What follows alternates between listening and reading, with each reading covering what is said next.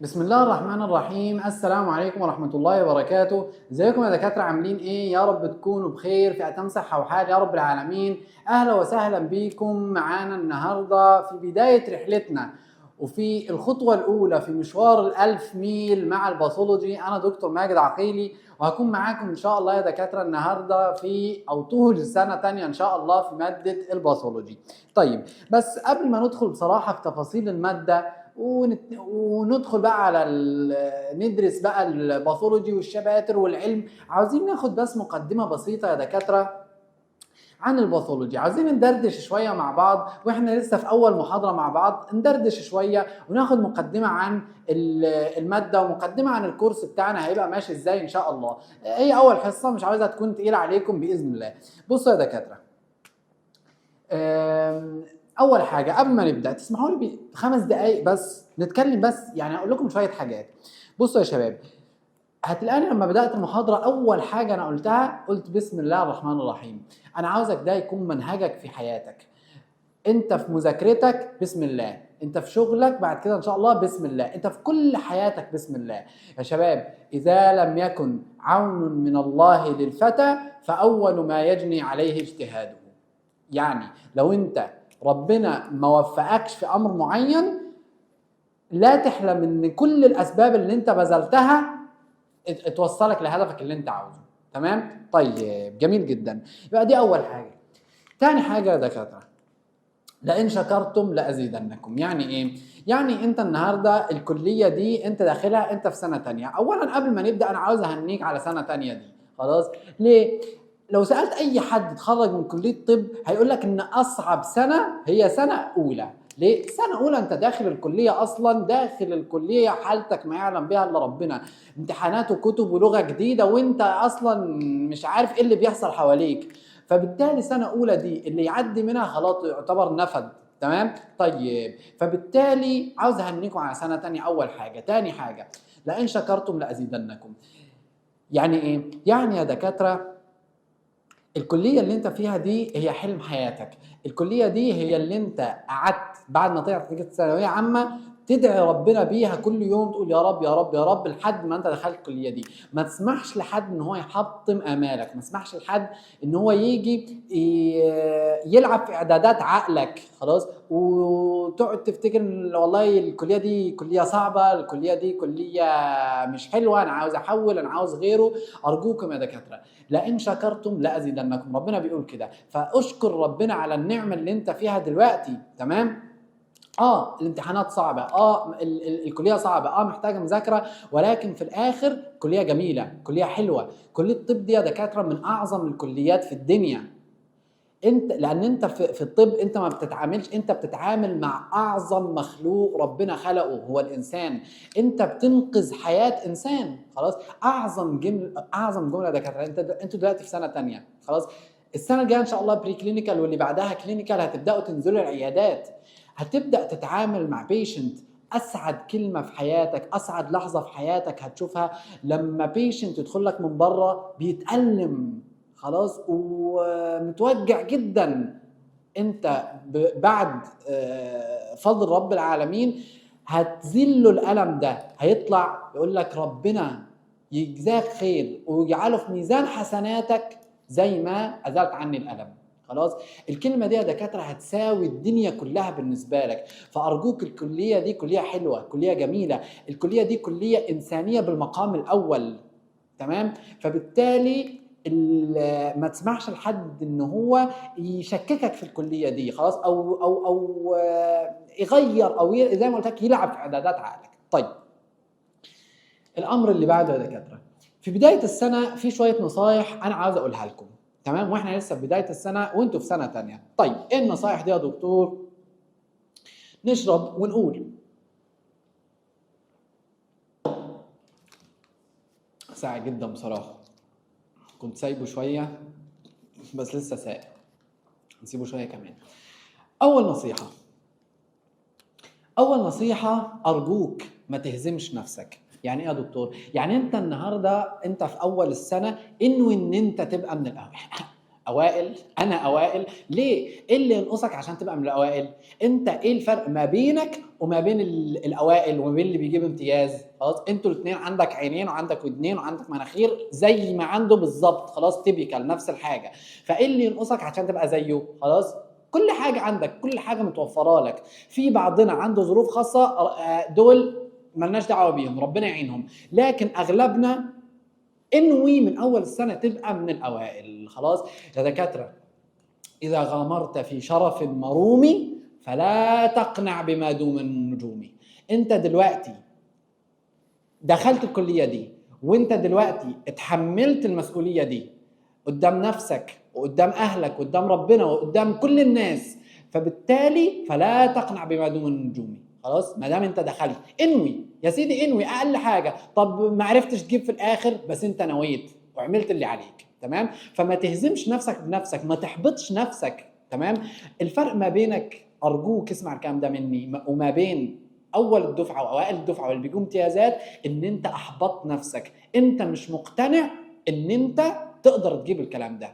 فاقتنع معايا من الاول، واحنا لسه في بدايه السنه دلوقتي، وهتشوف اثر الكلام ده بعدين ان شاء الله. طيب الحاجه الثانيه، ما تسمعش لحد يحبطك. يعني ايه ما تسمعش لحد يحبطك؟ المجتمع اللي احنا عايشين فيه، مجتمع الدكاتره ده توكسيك لابعد درجه. خلاص وده حاجه واضحه جدا. فصاحبك اللي معاك هتقول له ده الكليه بدات بقى لها اسبوع، ما تيجي نذاكر. راجل نذاكر؟ حد بيذاكر دلوقتي؟ ده انا لسه ما اشتريتش الكتب، ده انا ما اعرفش انا داخل سنه تانية ولا سنه ثالثه، فاهم؟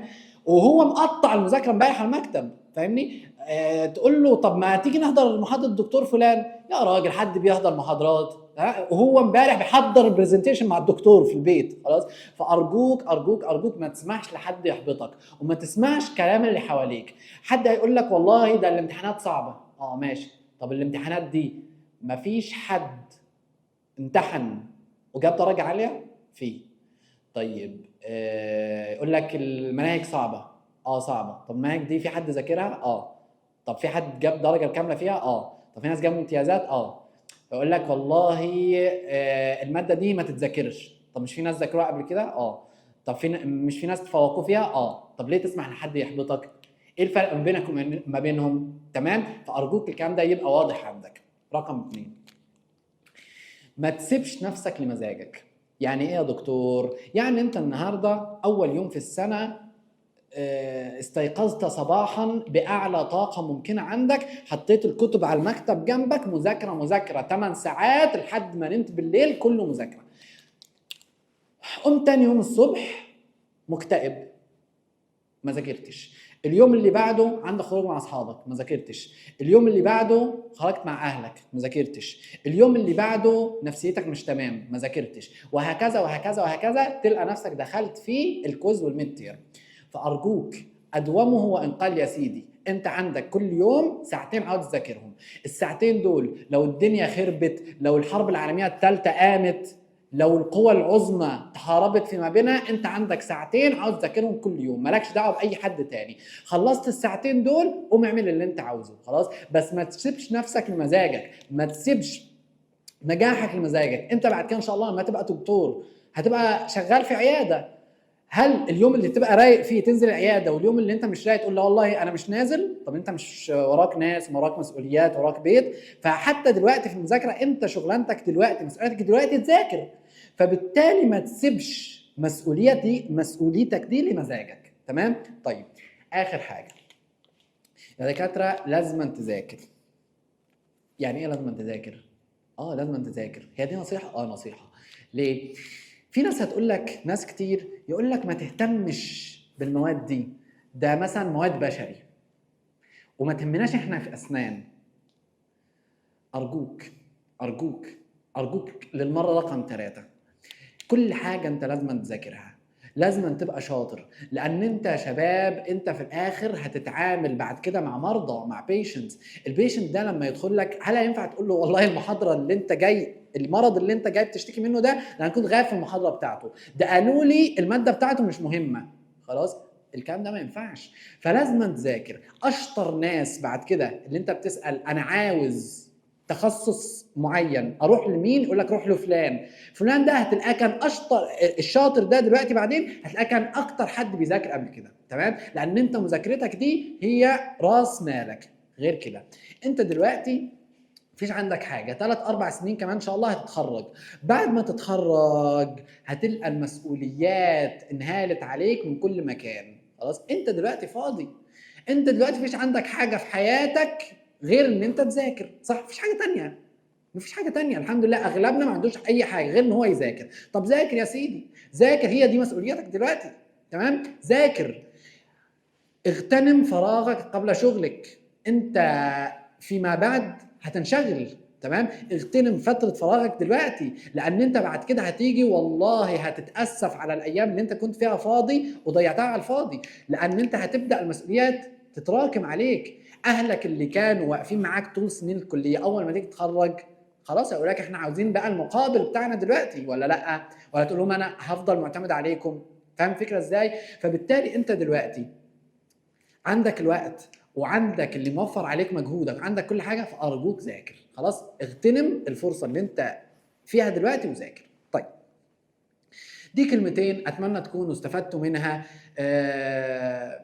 واتمنى انها تكون بدايه ميثاق لينا مع بعض في اول حصه، ونتحاسب عليها ان شاء الله في اخر حصه، وهفكرك بكلامي باذن الله. طيب بعدها يا دكاتره، قبل ما ندخل على الشرح، عاوز اوضح معاك نظام الكورس بتاعنا ان شاء الله هيمشي ازاي. بصوا يا شباب، اول حاجه انت هتيجي تسمع مني محاضره الشرح دي. محاضره الشرح دي هتكون فيها كل كلمه مكتوبه في السلايدات او مكتوبه في الكتاب، كل كلمه خلاص هتتشرح بالتفصيل، وهتخرج من الفيديو ان شاء الله او الحصه فاهم وحافظ في نفس الوقت. طب انت خلصت الفيديو بتاع الشرح، هتلقى عندك المفروض انت ترجع بقى، خلصت الفيديو تقعد تذاكر. انا سهلت عليك الدنيا يا سيدي، انا هنزل لك فيديو اسمه فيديو المذاكره.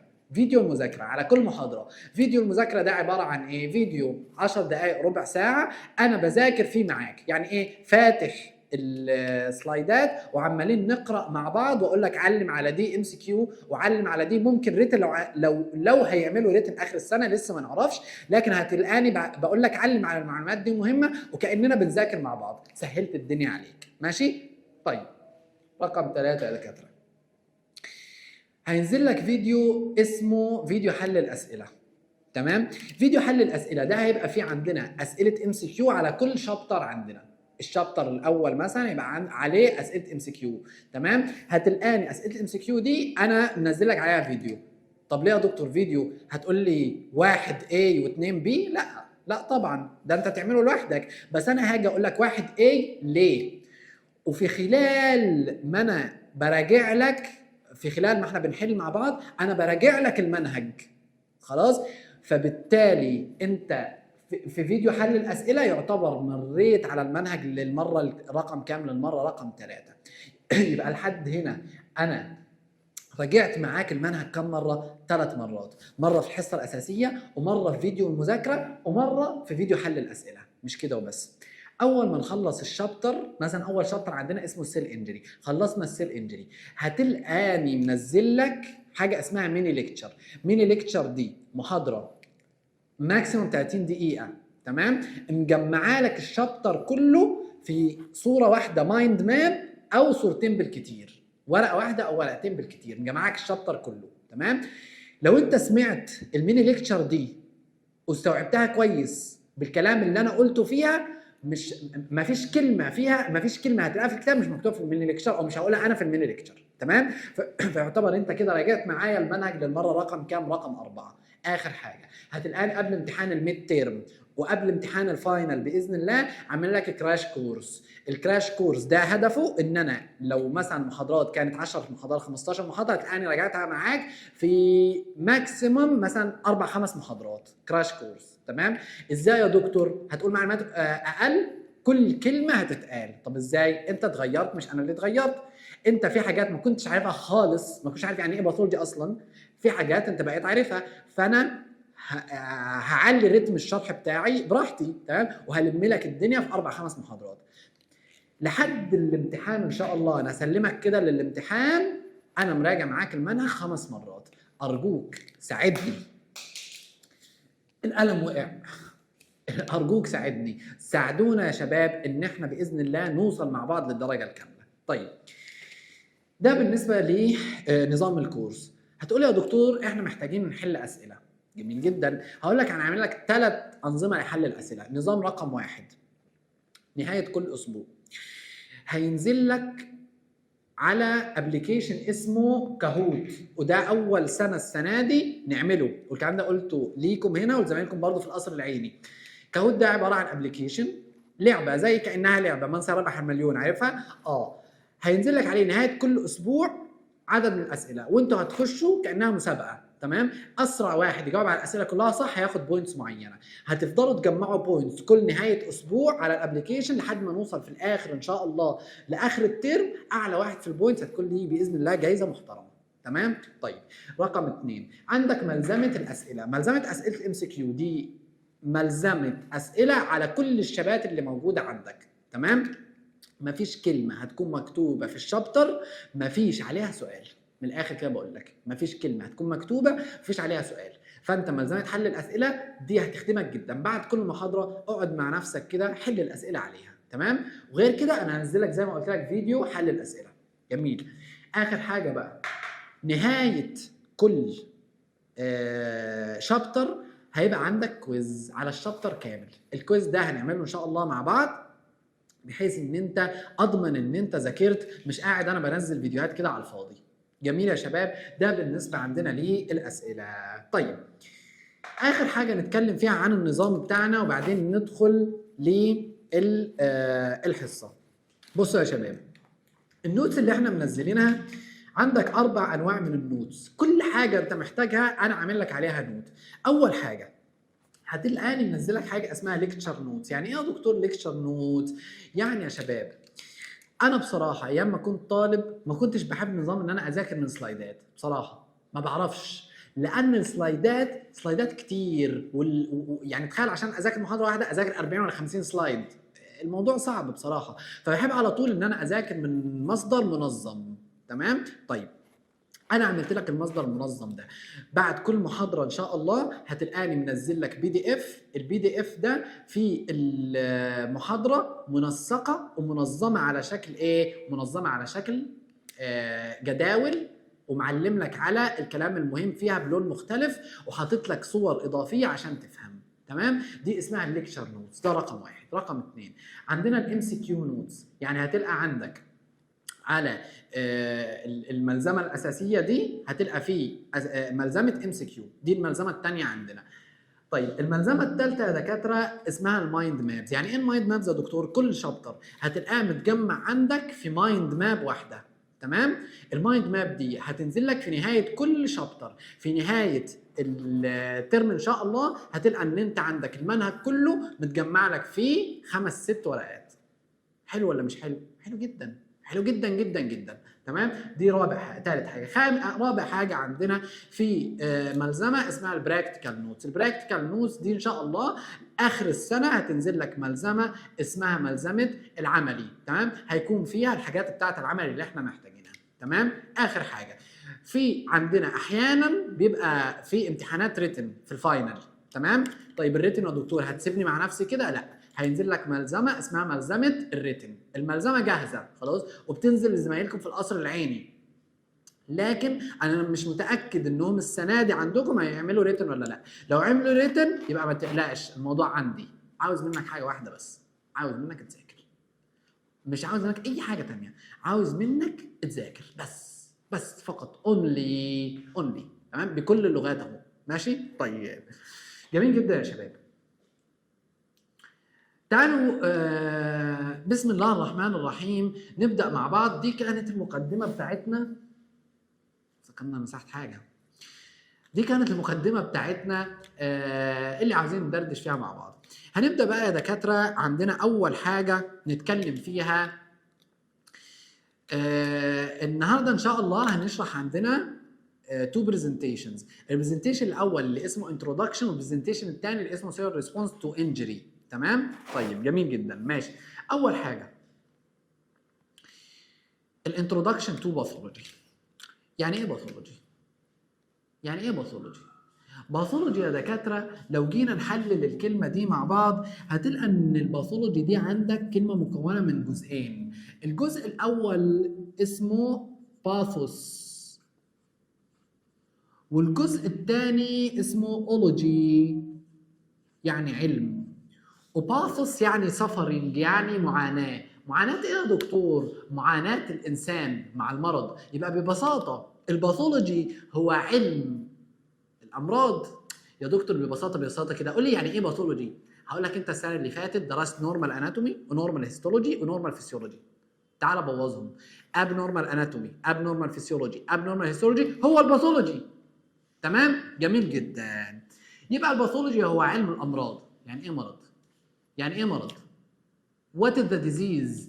قال لك يا شباب انت لما تبقى في وضع كده مرتاح كومفورت ومفيش حاجه مسببه لك قلق، يبقى انت كده في هيلثي ستيت، انت انسان سليم، هيلثي بيرسون. قال لك وانس ان الراحه اللي انت قاعد فيها دي بدا يبقى فيها خلل، يبقى انت بتعاني من مرض. عشان كده قال لك ان ديزيز ديس معناها نفي وايز معناها راحه، يبقى ديزيز عدم الراحه. تمام؟ جميل جدا. يبقى ديزيز معناها مرض، وعرفنا يعني ايه؟ يعني ايه مرض. طيب يا دكاتره كل مرض احنا هندرس فيه حاجات معينه. ايه الحاجات اللي احنا هندرسها في كل مرض؟ تعالوا نشوف مع بعض يا شباب. يبقى دي الملزمه اللي انت هتنزل لك اللي هي ملزمه الليكتشر نوت، فيها بالظبط كتاب السلايدات كوبي بيست. مش هتلاقي كلمه موجوده في السلايد مش موجوده هنا، تمام؟ ولكن منظمه ومرتبه بشكل افضل. جميل؟ طيب بصوا يا دكاتره، بسم الله الرحمن الرحيم. باثولوجي. الباثولوجي. الباثولوجي. تمام؟ اول حاجه الباثولوجي يعني ايه باثولوجي يا دكتور؟ قال لك باثولوجي معناها، قال لك باثولوجي باثوس واولوجي او لوجوس. باثوس معناها سفرنج يعني معاناه، واولوجي او لوجوس معناها ستادي او علم. يبقى ببساطه يا دكاتره الباثولوجي معناها علم الامراض او علم دراسه المعاناه، معاناه الانسان مع المرض. تمام؟ طيب ده بالنسبه عندنا. طبعا فيلد كبير من الباثولوجي بندرسه تحت الميكروسكوب. تمام؟ لكن الميكروسكوب مش الوحيد، خلاص هنعرف بعد شويه وهنعرف احنا ماشيين ان احنا بندرس تحت الميكروسكوب وبندرس برضه بعيننا المجرده الباثولوجي. تمام؟ لكن فيلد كبير بصراحه تحت الميكروسكوب. ماشي، يبقى هو الساينتفك ستادي اوف ذا ديزيز. الساينتفك ستادي اوف ذا ديزيز. طيب اتاكد بس ان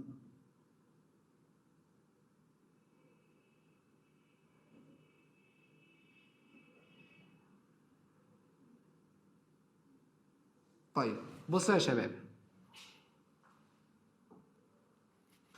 يبقى ده بالنسبه عندنا للباثولوجي. طيب يا دكتور يعني ايه ديزيز بقى؟ ديزيز قلت لك معناها ديس ده نفي، وايز معناها عدم الراحه. يبقى انت لو مش مرتاح يعني مريض. طب لا قولها لي بتعريف علمي. حاضر. قال لك تشينج تغير في الستراكشر او الفانكشن بتاع اورجان. يعني ايه؟ يعني عضو معين اتغير التركيب بتاعه او اتغيرت الوظيفه بتاعته نتيجه حاجه معينه، صح؟ هي ديسيز، يعني انت في حاجه اتغيرت عندك مش مرتاح. تمام؟ فبالتالي ده يؤدي الى ايه؟ الى كلينيكال مانيفستيشن. يعني ايه كلينيكال مانيفستيشن؟ يعني حاجات هنشوفها على المريض. حاجات هنشوفها على المريض. ايه الحاجات اللي هنشوفها على المريض؟ حاجتين، حاجه بنسميها ساينز وحاجه بنسميها سيمبتومز. سيمبتومز معناها المريض هو اللي هيشتكي منها. يعني يجي يقول لك يا دكتور مثلا انا بكح، عندي كحه، ده سيمبتوم. طب ساين لا والله انت رحت كشفت عليه لقيت حاجه معينه وانت بتكشف، ده اسمها ساين. تمام؟ يبقى ده الكلينيكال مانيفستيشن بالنسبه لنا. جميل. طيب قبل ما نكمل يا دكاتره، الكلام ده هل هو مهم بالنسبه لنا؟ هو مهم ان انت تتعرف فيه على الماده، لكن في الامتحانات مش كومن خالص ان يجي اسئله من الحته دي. تمام؟ الاسئله هتبدا بالنسبه لنا لما نبدا ندخل على السيل انجري بعد كده. تمام؟ طيب تعالى معايا. اي ديزيز يا دكاتره احنا بندرس فيه عده حاجات. ايه الحاجات اللي احنا هندرسها في الديزيز؟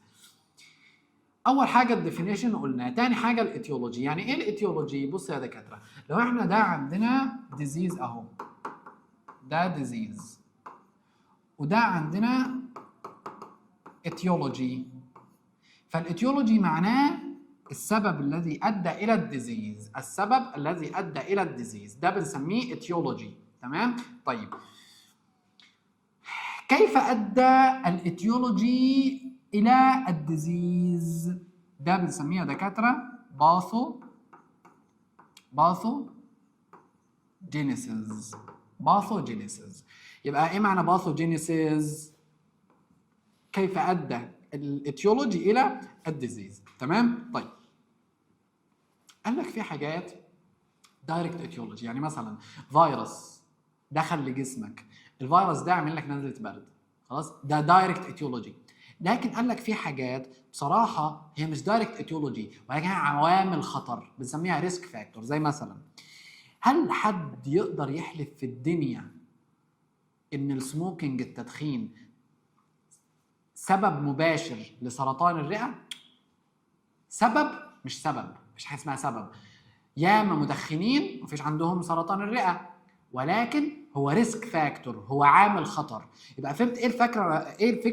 ايه الفرق ما بين عامل الخطر وما بين ريسك فاكتور؟ تمام، ما بين الريسك فاكتور وما بين الايتيولوجي. يبقى في عندنا حاجات دكاتره بنسميها بريدسبوزنج فاكتور او بنسميها الريسك فاكتور. تمام؟ الريسك فاكتور. تمام؟ طيب جميل جدا. الريسك فاكتور دي زي عندنا ايه مثلا؟ زي عندنا مثلا دكاتره الكانسر لانج والسموكينج. السموكينج ريسك فاكتور مثلا للكانسر لانج، لسرطان الرئه، خلاص، ولكنه ليس ايتيولوجي. تمام؟ طيب زي مثلا حاجه بنسميها ستروك والهايبرتنشن. تمام؟ الستروك والهايبرتنشن، ارتفاع ضغط الدم ممكن يؤدي الى انفجار في بلاد فيسل في المخ بنسميها ستروك. تمام؟ لكن هل هو اتيولوجي مباشر؟ لا، هو ريسك فاكتور. طيب مثلا السكر، الديابيتس والانفكشن، قال لك الناس اللي عندهم سكر هم اكثر عرضه يحصل عندهم انفكشن. طب هل شرط؟ لا مش شرط. تمام؟ يبقى ده عامل من عوامل الخطر. فهمت الفكره ما بين اتيولوجي وريسك فاكتور؟ تمام. طيب الكلام ده يا دكاتره احنا بنعدي عليه ايه؟ بنعدي عليه بسرعه، بنعدي عليه بسرعه جدا. خلاص انا بقراه معاك بس عشان ما تحسش ان انت فايتك اي حاجه. طيب ثالث حاجه بندرسها في المرض، يبقى قلنا اول حاجه بندرس في المرض الايتيولوجي اوف ذا ديزيز، بعدين بندرس الباثوجينيس اوف ذا ديزيز. تمام؟ بعدين يا دكاتره بندرس المورفولوجيكال تشينجز. يعني ايه مورفولوجي؟ يعني التغيرات الشكليه اللي بتحصل. قال لك التغيرات دي لا اما تغيرات بالعين ودي بنسميها جروس، لا اما مايكروسكوبيك. خلاص هتلاقيني بقول لك مثلا افرض ان انت عندك رئه فيها احتقان، تجمع للميه.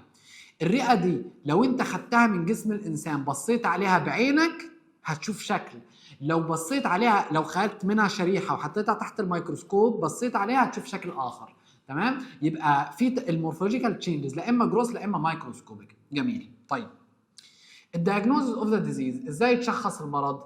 الكلام ده يا دكاتره ارجوك، الكلام ده انت مش هقول لك انت بتعدي عليه، انت بتطير عليه. فاهم؟ يعني انت جيت النهارده فتحت قلبت خلاص بالظبط كده. طيب الدايجنوزز، قال لك الدايجنوزز احنا ازاي بنشخص المرض؟ بنشخصه اولا بالهيستوري، التاريخ المرضي. يعني افرض انت عيان داخل لك العياده هتشخصه ازاي؟ اول حاجه مالك يا حاج، الف سلامه، بتشتكي من ايه؟ خلاص ده اسمه الهيستوري. بعد كده هتقوم انت تعمل له اكزامينيشن، تقوم تفحصه. خلاص تقول له طب اكشف لي صدرك اسمعك بالسماعه. خلاص هتبدا تفحصه. طيب بعد كده هتقول له والله هنطلب لك شويه تحاليل. خلاص لاب انفستيجيشن او لاب تيست. تمام؟ دي الاركان بتاعه الدايجنوزز. طيب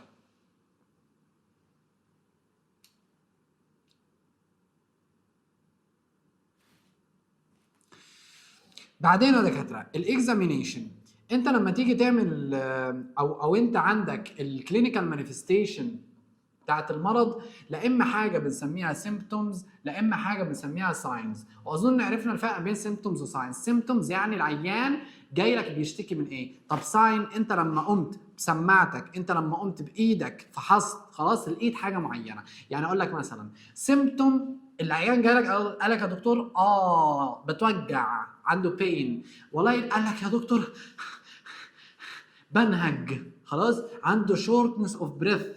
قال لك يا دكتور ضربات قلبي، خلاص palpitation او increase heart rate. طيب عندنا حاجات اسمها signs يعني علامات، خلاص علامات العيان ده داخل لك انت وهو داخل رجله في مورمه، بس انت لما جيت حطيت ايدك عليها ضغط ايدك سابت حفره، يبقى السويلنج ده ساين انت لقيتها على العيان. خلاص لما دوست على رجله المرمى بايدك فسابت حفره فعرفت ان هي مرمى فعلا. تمام. طيب زي مثلا ايه؟ قال لك شافلينج ساين. يعني ايه شافلينج جيت؟ هو دخل العياده خلاص بيمشي بالشكل ده، دي اسمها شافلينج جيت، دي ساين انت لاحظتها على العيان. خلاص يبقى ده الفرق ما بين سيمبتوم وما بين ساين. طيب بندرس برضه في الديزيز الكلينيكال كورس بتاعه، وقال لك اي ديزيز يا دكاتره ممكن يبقى اكيوت او كرونيك او سب اكيوت ما بين البينين. واحده. الاكيوت هقول لك مثلا التهاب حاد. يعني ايه التهاب حاد؟ اكيوت انفلاميشن. الالتهاب ده دكاتره بيجي بسرعه وبياخد مده قصيره. تمام جميل. لكن غالبا بيبقى ايه؟ سيفير، ماشي، وبيبقى سيلف ليميتنج. خلاص بياخد مده قصيره وبعد كده ايه؟ بيمشي لوحده. طيب الكرونيك ديزيز لا، الكرونيك ده مثلا التهاب مزمن او مرض مزمن، ده بيقعد لمده طويله فور لونج ديوريشن. تمام. طيب السب اكيوت لا، ده بين البينين ما بين ده وده. طيب بندرس برضه يا دكاتره في اي مرض البروجنوزز بتاعه. يعني ايه يا دكتور البروجنوزز بتاع المرض؟ هقول لك البروجنوزز بتاع المرض معناه الفيت، المصير بتاع المرض. تسمع في حياتك عن حاجه اسمها ورم حميد ورم خبيث؟ ورم حميد وورم خبيث اسمع عنه. يعني ايه ورم حميد وورم خبيث؟ حميد معناها حميد العواقب، خبيث معناها خبيث العواقب. يبقى انا فهمت. البروجنوزز معناها عاقبه الورم او عاقبه المرض ده ايه المصير بتاعه، هل هو حميد المصير ام خبيث المصير. تمام، هيؤدي الى ايه. طيب بكده نكون يا كده خلصنا الحاجات اللي بندرسها في كل ديزيز. خلاص تقدر تقول لي ايه الحاجات اللي بندرسها؟ حاضر.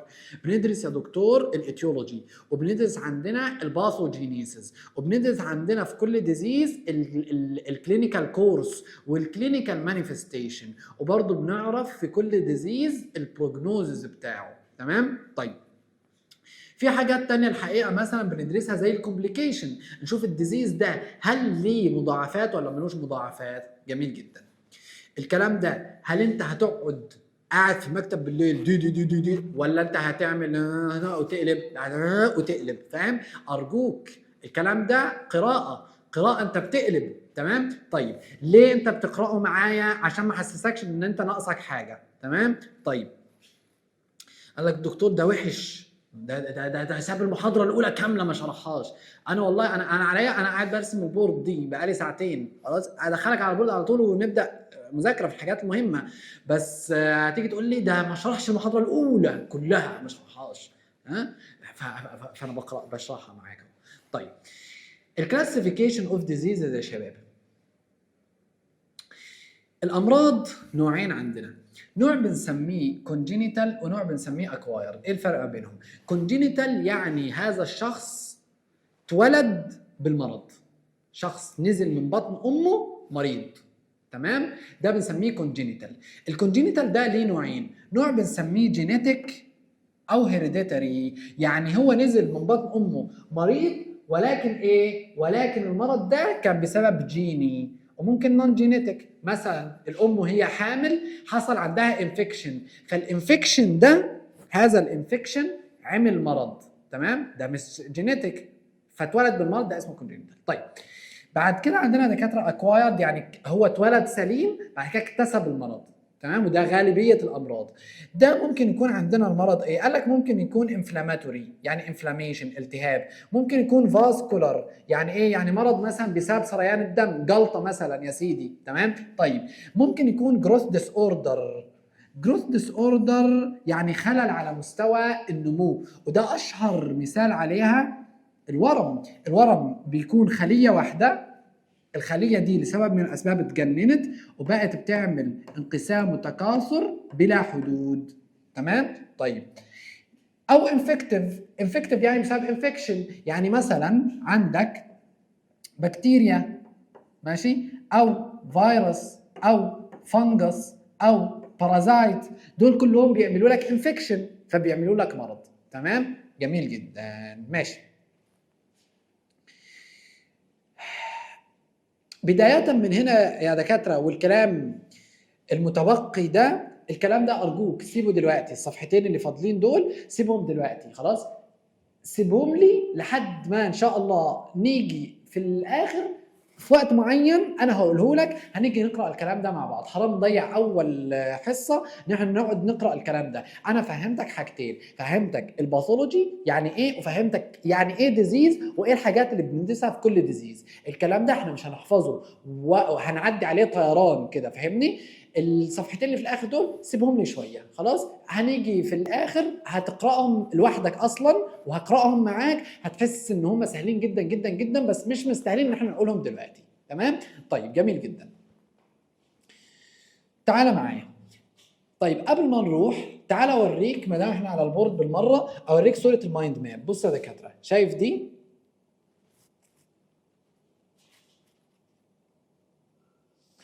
شايف المايند ماب دي؟ تمام. المايند ماب دي مثلا هعمل لك مايند ماب زيها، هنزلها لك بعد نهايه كل شابتر، مجمع لك الشابتر كله في ورقه واحده. فاهم؟ طيب ماشي. تعال نرجع لكتابنا الجميل. واحد عندنا بقى بدايه الكلام، مش هنا، بداية الكلام الحقيقي بقى يا شباب، اللي هو بداية المحاضرة الثانية، اللي هي السيل ريسبونس اند ادابتيشن. السيل ريسبونس اند ادابتيشن. تسمح لي بعد اذن سعادتك ترجع معايا على البورد وبعدين نرجع هنا تاني. اللي فات ده يا دكاترة كان دردشة، احنا بندردش مع بعض، وبقول لك ان احنا والله عندنا باثولوجي. يعني ايه باثولوجي؟ يعني ايه ديزيز، وايه الحاجات اللي بندرسها في الديزيز. الكلام ده كله ارجوك قراءة رشيدة في ساعة سعيدة.